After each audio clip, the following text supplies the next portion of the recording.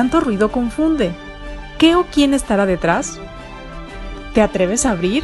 En la web suena más fuerte y claro. Cabecera MX presenta El Timbre. Iniciamos.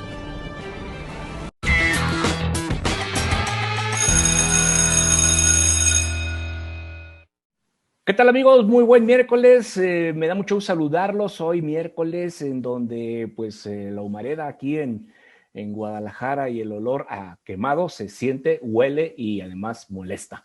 Estamos aquí ya en El Timbre. Doy la bienvenida a mis compañeros que como cada miércoles están aquí acompañándonos para que usted se informe y conozca el análisis que mis compañeros hacen. Y saludo a Surya Palacios. ¿Cómo estás, Surya? Hola, ¿qué tal? Alberto, Héctor, muy bien, encantada de estar aquí como todos los miércoles. Bienvenidos a todos. Te veo muy contenta. No, bueno, pues porque lo que vamos a abordar, a mí, que se ejerza y se aplique la ley, siempre me va a poner contenta. Yo soy la ley es para eso, para cumplirse. Esperemos que no nos la echen para abajo, luego lo que determinan, ¿verdad? Héctor Romero, ¿cómo estás? Pues también muy contento de estar con ustedes y feliz por la resolución que salió ayer en la noche del Instituto Nacional Electoral. Excelente, pues vamos entrando de lleno, ¿no? Al tema. Anoche fue la sesión del Consejo del INE y bueno, pues se tomó la decisión, la resolución, pues pues no darle la candidatura a Félix Salgado Macedonio. Surya, cuéntanos, ¿qué fue lo que pasó? Bueno, pues en una sesión que duró varias horas, más de 4 horas, empezó a las 6 de la tarde del martes y concluyó cerca de las 10:30 de la noche. El Consejo General del INE reiteró su sanción de no permitir el registro de Félix Salgado Macedonio como candidato a gobernador del estado de Guerrero, debido a que omitió presentar su reporte de actos y de gastos de campaña, lo cual, bueno, pues es una transgresión grave a la legislación electoral de nuestro país, partiendo del hecho de que el Tribunal Electoral del Poder Judicial de la Federación el pasado viernes determinó en su sentencia que había hechos probados que ya no admiten ningún tipo de recurso. ¿Cuáles son estos? Bueno, que Félix Salgado Macedonio sí tuvo el carácter de precandidato, realizó actos de precampaña, por ende también ejerció ciertos recursos que de manera presuntiva se podrían calcular en alrededor de 19,000 pesos, pero que bueno, en este aspecto no tenemos ningún tipo de certeza, ni la autoridad electoral ni el tribunal, porque el precandidato fue omiso en la presentación de este informe de gastos de precampaña, a lo cual están obligados todos los aspirantes, precandidatos, suspirantes, como se le quiera denominar, para cuando se va a contender a una candidatura por parte de un partido político. Entonces, ante esos hechos que son incontrovertibles, ya son una verdad jurídica porque así lo determinó el Tribunal Electoral, lo único que esta instancia le estaba pidiendo a los consejeros del INE era que reconsideraran la sanción, que podría ser, en vez de la pérdida del registro de candidatura, pues una multa o una amonestación pública, o ambas, la multa y la amonestación pública. Pero el mismo tribunal dejó a salvo la facultad que tiene el INE de reiterar la misma sanción, que es la pérdida del registro, si así lo consideraban los consejeros electorales, que fue lo que se ratificó anoche por parte del INE, como digo, con 6 votos a favor de no regresarle la candidatura en términos llanos y 5 votos en contra. ¿Quiénes pretendían de parte de los consejeros que se modulara, al igual como lo decía el tribunal, la sanción? Bueno, consideraron que esta es desproporcionada, porque, bueno, sí se pudiera dar una interpretación con respecto a de que no fue mucho lo que se gastó y no se reportó por parte de Félix Salgado Macedonio. Sin embargo, yo creo que el INE en general hace una resolución muy robusta en términos de argumentación jurídica, porque aquí hay dos derechos en colisión. ¿Cuáles son? El derecho de un ciudadano al voto pasivo, que es el derecho a ser votado, que lo tiene o lo tenía Félix Salgado Macedonio, y el derecho de la población, el derecho de la sociedad mexicana, es decir, que es de orden público, a conocer los ingresos, los egresos, los gastos y a tener certeza con respecto a lo que se gasta por parte de los políticos. Entonces, los consejeros decidieron darle más peso en proporción a este derecho de los ciudadanos y que se establece en la normativa electoral, en contraste con las conductas omisivas de Félix Salgado Macedonio, que no solo fueron reiteradas, sino que además se agregó ahora en esta sesión, se dijo que Félix Salgado Macedonio intentó engañar a la autoridad administrativa electoral, que es el INE, a través de un documento que era presuntamente un supuesto informe de gastos de campaña que él dijo había sido presentado a Morena en enero pasado,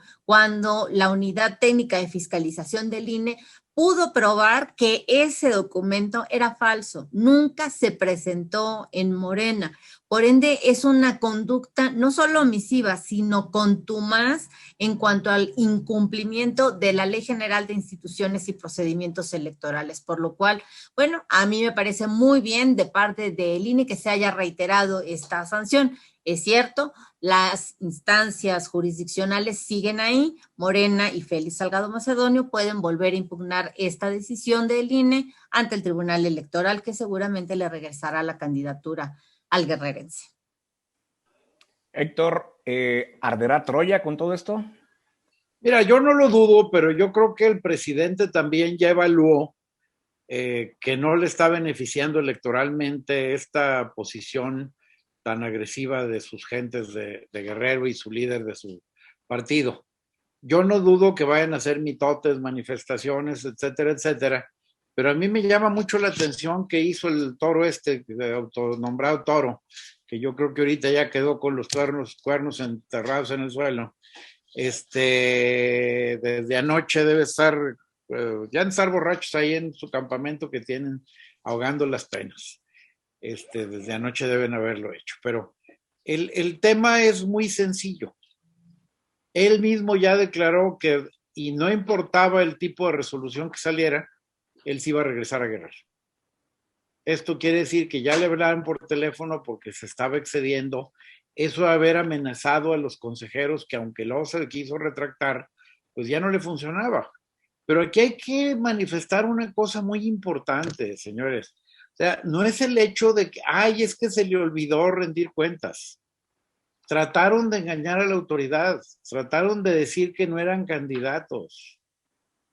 O sea, no se vale, como lo dijeron en la sesión de ayer, defraudar la ley, darle la vuelta a la ley, engañar a la ley.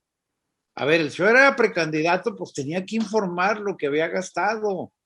Para eso tenemos un derecho los mexicanos de saber de dónde vino el dinero de cada precandidato y en qué lo gastó. Es parte de la democracia. Ahora, lo curioso es esto. Los que insistieron en estas reglas tan rígidas fueron los partidos de izquierda, precisamente. Y ahora que se las aplican, están llorando y diciendo que es inconstitucional, etcétera, etcétera. Pues vayámonos al antecedente de esta reforma y veamos que los que la plantearon y la pusieron así de rígida, ahora son los que están en Morena. Ahora, la verdad del representante ante el INE de Morena daba pena.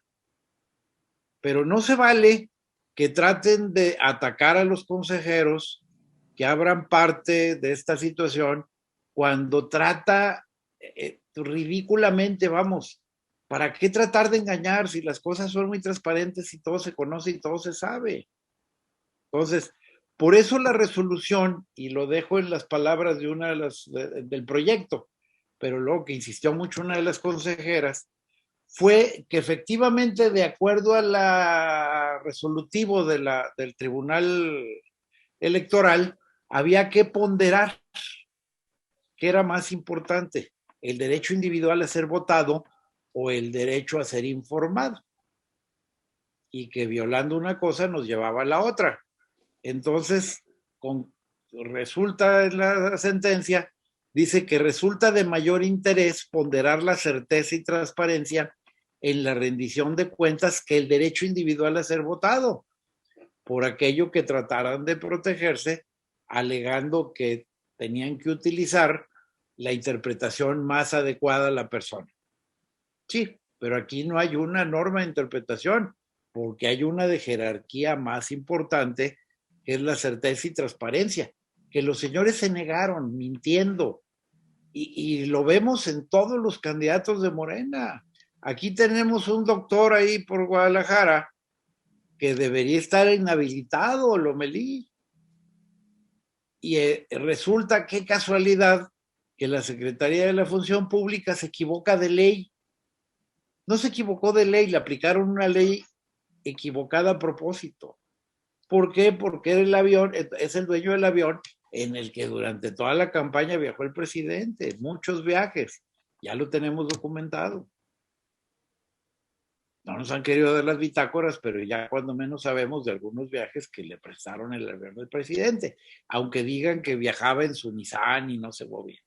Entonces, es la característica de los candidatos de Morena, engañar, tratar de sorprender. Y eso es lo que afortunadamente anoche puso en orden el Instituto Nacional Electoral, que lo debía haber hecho el tribunal, pero como que el tribunal le sacó, tenía plena jurisdicción para haberlo hecho desde allá y no usar el reenvío para que fuera el INE el que se enganchara. Ahora, la verdad, en lo general, la forma en que salió la votación y luego la votación tan cerrada que salió en el tema ya concreto de la vaca esta, perdón, del toro, implica que, pues que estuvo los consejeros considerando algunos de los puntos resolutivos de ese expediente 416-2021 de la Sala Superior del Tribunal Electoral. Me llama la atención, surge esto que acabas de decir hace un momento en tu intervención con respecto a que el tribunal le concederá la candidatura. Entonces, ¿estamos dentro de un circo o qué está pasando con la legislación? Bueno, a mí me parece que, como dice Héctor, en plenitud de jurisdicción el Tribunal Electoral sí podía, el viernes de la semana pasada, haber revertido la decisión de marzo del INE y regresarle la candidatura a Félix Salgado Macedonio, haciendo ellos mismos la ponderación constitucional que luego se le pidió a los consejeros del INE. Algo que también es criticable porque el artículo 229 de la Ley General de Instituciones y Procedimientos Electorales no admite ningún tipo de ponderación. Ahí no hay ninguna duda, no hay antinomias, no hay contradicciones en la ley. Entonces, el hecho de que lo pidiera el Tribunal Electoral, bueno, sí se acata, aunque también eso amerita ciertas críticas. Ahora, bueno, yo creo que en términos políticos quisieron seguir algunas formas para que de nueva cuenta pudieran los consejeros del INE hacer una reconsideración y en su caso, si así lo consideraban conveniente, pues poder modular la sanción y no aplicarle el castigo máximo que establece la LEGIPE a Félix Salgado Macedonio, sino podría ser, por ejemplo, una multa, que la máxima que se puede imponer a los precandidatos asciende a poco más de 450,000 pesos, que son 5,000 veces el valor diario de la unidad de medida de actualización, las UMAS. Entonces, bueno, sí podemos cuestionar que por qué al principio el tribunal no lo hizo, regresar la candidatura. Bueno, quiso no ejercer la plenitud de jurisdicción, a lo cual está facultado, y volver a que este expediente de nueva cuenta se repensara de parte de los consejeros. Ahora, esta nueva disposición del INE va a poder ser impugnada ante el tribunal, por supuesto, y el tribunal todo dependerá quién es el magistrado instructor de la Sala Superior del Tribunal Electoral, para ver en qué medida se pudiera hacer este tipo de ponderación y decir, bueno, que seguramente yo creo que es lo que van a hacer, aunque no estoy de acuerdo con ello, que van a decir que, bueno, la resolución del INE fue desproporcionada, que es una sanción que es muy gravosa para lo que se omitió, que es, según lo que se pudo encontrar, son alrededor de 19,000 pesos que se ejercieron o se pagaron, por ejemplo, a posteos en Facebook. Son 18 posts de Facebook que le fueron encontrados por la autoridad electoral. Eso de lo que se pudo saber, porque evidentemente al ser omiso Félix Salgado en presentar este informe, pues no se puede tener con detalle exactamente cuánto es lo que gastó. Al final de cuentas, yo creo que esto ya es, además de jurídico, también es un asunto político y yo sí, insisto que serán los magistrados del Tribunal Electoral quienes dirán que se revierte la decisión del INE para otorgarle el registro a Félix Salgado Macedonio. Y aunque yo, por ejemplo, no esté de acuerdo en esa decisión, pues se tiene que acatar. ¿Por qué? Pues porque el Tribunal Electoral es la máxima autoridad jurisdiccional en esa materia. Así es de que se puede criticar, no ofender ni amenazar a los magistrados, como sí lo está haciendo Morena y Félix Salgado en contra de los consejeros del INE. Simplemente, o sea, el ejercicio de la crítica se hace con base en argumentos que pueden ser políticos o jurídicos, pero eso no significa que se tenga que cometer un delito, como ya se está mencionando por parte de algunos consejeros electorales del INE con respecto a esas amenazas que ha recibido en específico Lorenzo Córdoba, presidente del INE, con las ofensas que ha proferido tanto Mario Delgado como Félix Salgado Macedonio en su contra. Algo que en definitiva todos debemos de rechazar, porque yo coincido con Lorenzo Córdoba, el INE es el árbitro electoral, esas son las reglas del juego y el árbitro está obligado a aplicarlas.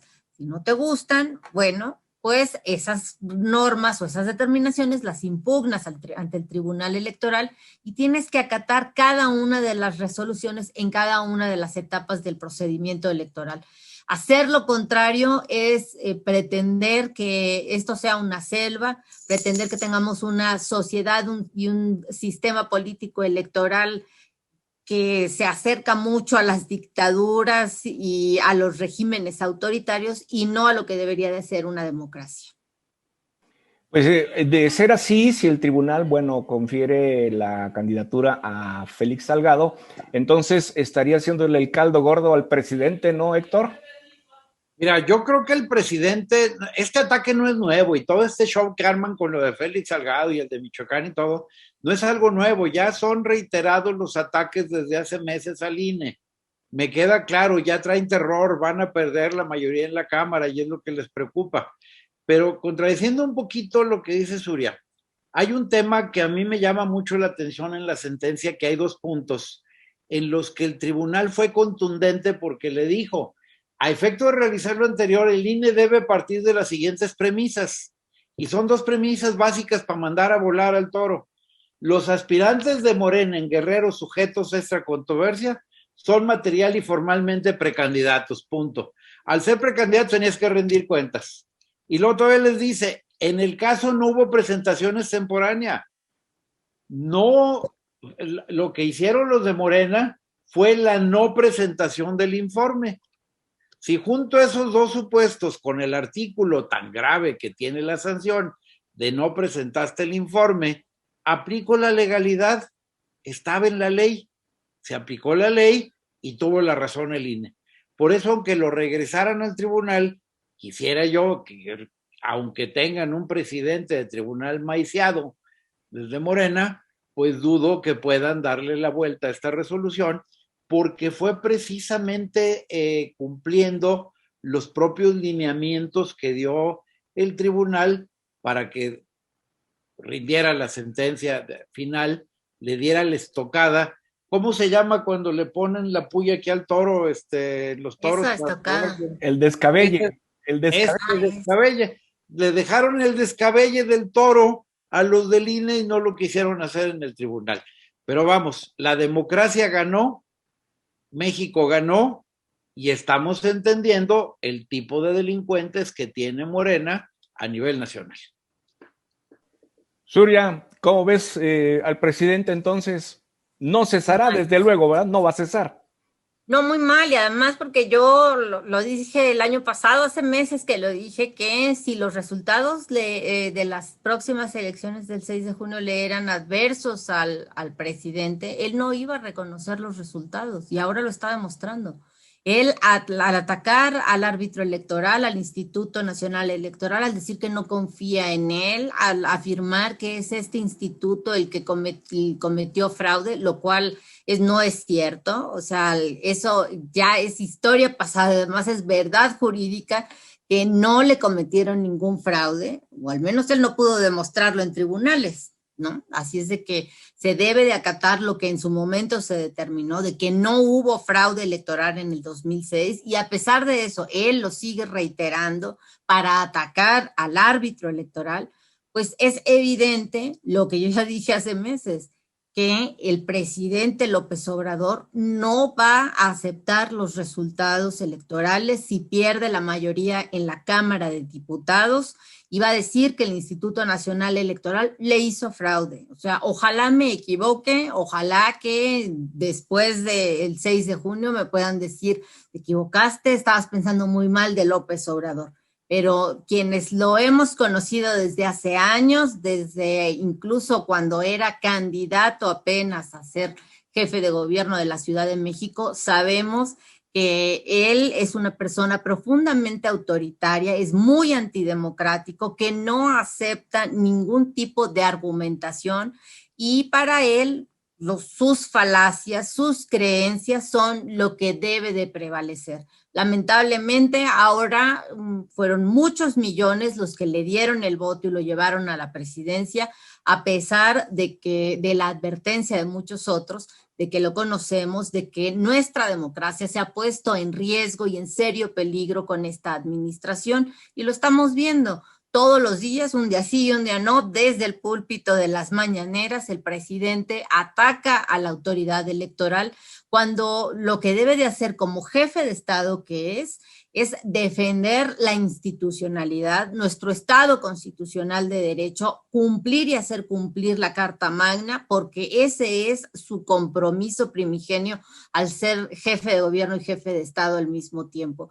Realmente es lamentable que todos los días López Obrador siga atacando al árbitro electoral, y no es más que una forma de crispar el ambiente, seguir polarizando, porque esa polarización le sirve a él para mantenerse en el poder, le sirve también para engañar a todos sus seguidores, quienes ante el sí o no, el blanco o el negro, no tienen una capacidad real para analizar las mentiras que cotidianamente se le dicen. Así es de que es muy grave, y ojalá, como digo, ojalá yo me equivoque, pero si el presidente llega al partido del mandatario y llega a perder la mayoría en la Cámara de Diputados, no van a reconocer el triunfo de la oposición, van a decir que les hicieron fraude y le van a echar la culpa al Instituto Nacional Electoral, y para eso les sirve todo este tiempo de estar minando la legitimidad y la buena fama que pudiera tener el árbitro electoral. Para eso sirve el estar atacando constantemente, para que la gente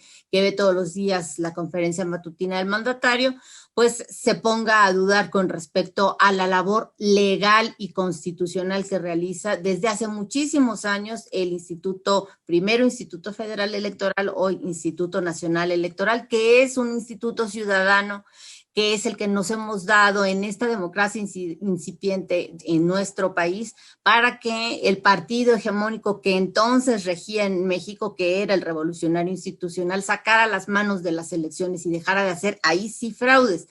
Se le quitó los ciudadanos, le quitamos la autoridad electoral a la Secretaría de Gobernación para crear un órgano constitucional autónomo como lo es el INE, para que hubiera imparcialidad en los procesos electorales y piso parejo. Para eso sirve también la fiscalización que lleva a cabo el INE, y por eso es muy grave que Félix Salgado Macedonio no haya cumplido con la ley al omitir su informe de gastos de campaña, y aún así se hace el ofendido y amenaza a los consejeros. Es gravísimo para nuestra democracia y en general para todo el ambiente político electoral que se vive.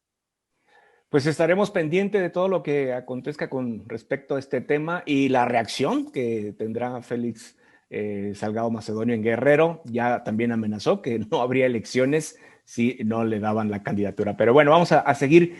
Hay un tema que también me gustaría que tocáramos y bueno, pues es el asunto que el gobernador de Baja California, Jaime Bonilla, pues recién decretó la expropiación del campo de golf de Club Campestre.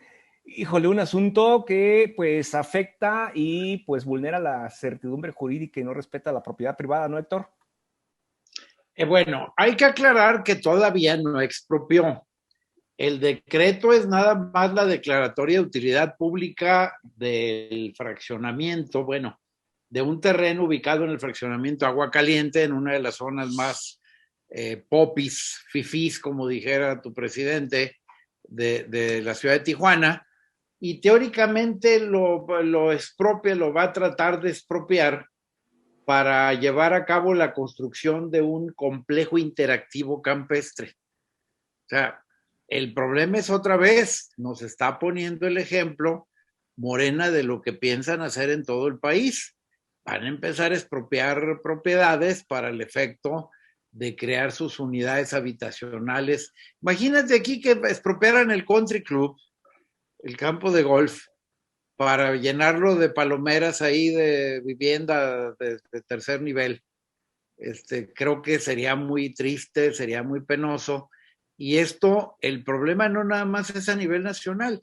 Los dueños del Country Club de Tijuana, de este terreno, tendrán la posibilidad todavía de hacer valer sus defensas, ¿verdad? O sea, no se les está expropiando todavía, inclusive se les respeta el derecho de audiencia. Esta declaratoria les va a afectar, tienen que ahora ya acudir a protegerse, porque el mismo artículo tercero transitorio de la declaratoria esta señala que se respete, y quisieron hacerlo así para respetar el derecho a audiencia y no puede haber amparos por violación al mismo. Pero creo que es preocupante porque imagínense la imagen de México en el extranjero, ahorita que deseamos y necesitamos tanto para sacar el país del hoyo en que lo dejaron entre el virus Andrés Manuel y el COVID, que dejaron el país completamente hundido económicamente, necesitamos inversión extranjera. Díganme, después de una situación de estas, ¿quién carajos va a venir a invertir? Adelante, Surya. Sí, así es muy grave, ¿no? Sí, Alberto. No, adelante, Surya, tú pues manejaste la información y bueno, traes todo completo esa información. Compártanla, por favor. Sí, a mí me parece muy grave. Ningún derecho humano es absoluto, es cierto, pero para las restricciones de los derechos humanos debe de haber una justificación robusta de parte de la autoridad. En este caso, el derecho humano a la propiedad privada, porque eso es un derecho humano, puede ser restringido por la autoridad, por el Estado, mediante esta figura que es la expropiación. El antecedente, como dice Héctor, es la emisión de un decreto en la que se declara como de utilidad pública las 500 y tantos mil metros cuadrados del Club Campestre de Tijuana, pero esta fundamentación debe estar basada en el artículo 27 de la Constitución y el artículo 21 de la Convención Americana de Derechos Humanos. ¿Por qué? Bueno, pues porque las razones del Estado, de la autoridad para expropiar o hacerse de un terreno o de un inmueble ya construido como lo es el Club de Golf y en general el Club Campestre de Tijuana, pues deben de ser sólidas. y deben fundamentarse en nuestra Carta Magna y en los tratados internacionales de derechos humanos que México ha suscrito. Y en este caso, a mí me parece muy endeble la argumentación que se publicó en el periódico oficial de Baja California por parte del gobernador Jaime Bonilla, quien ya se va, de hecho.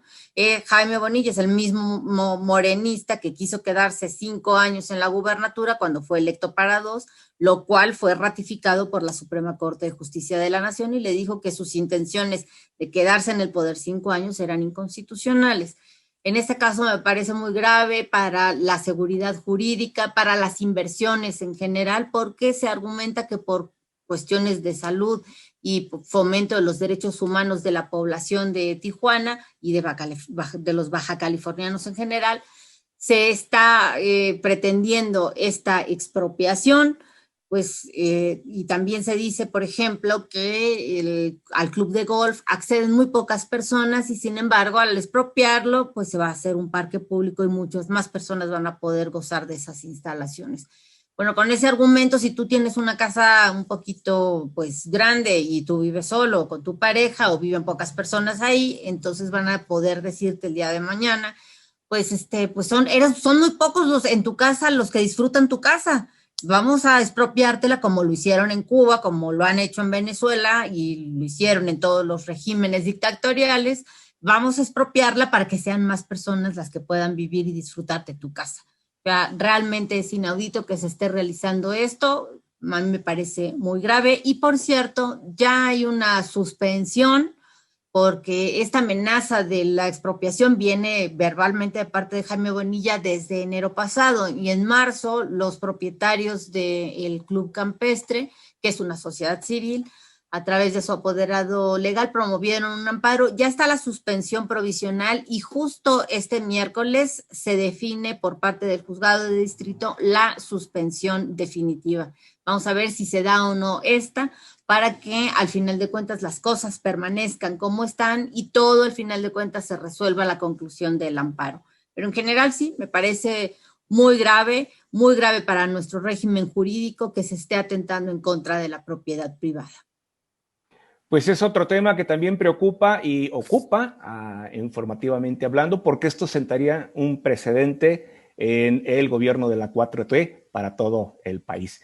Bueno, nosotros nos despedimos. Gracias, Surya. Gracias, Héctor. Yo lo espero el próximo viernes y aquí habrá más del Timbre, dándome seguimiento a todo lo acontecido en estos temas y más durante esta semana. Que tengan un excelente día. Hasta el viernes.